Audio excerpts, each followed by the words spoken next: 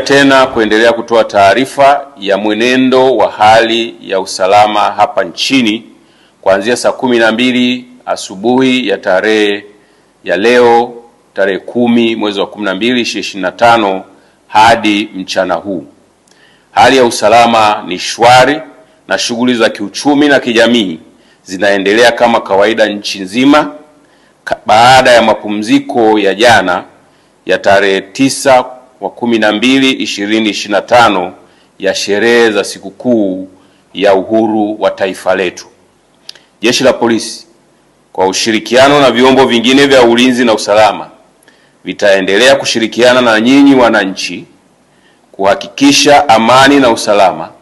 unaendelea kuimarika hapa nchini, ili hata wale wachache wenye hofu waweze kutoka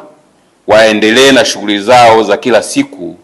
za kujitafutia riziki na kupata huduma za kijamii wanazohitaji. Aidha, tunawashukuru na kuwapongeza wananchi wote kwa nafasi zao, kwa namna wanavyoendelea kuwakataa na kuwapuuza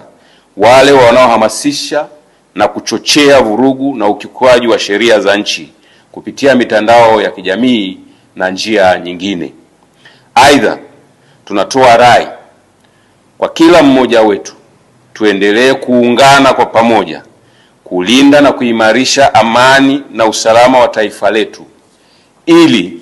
liendelee kuwa sehemu salama ya kuishi kwa vizazi vya sasa na vitakavyo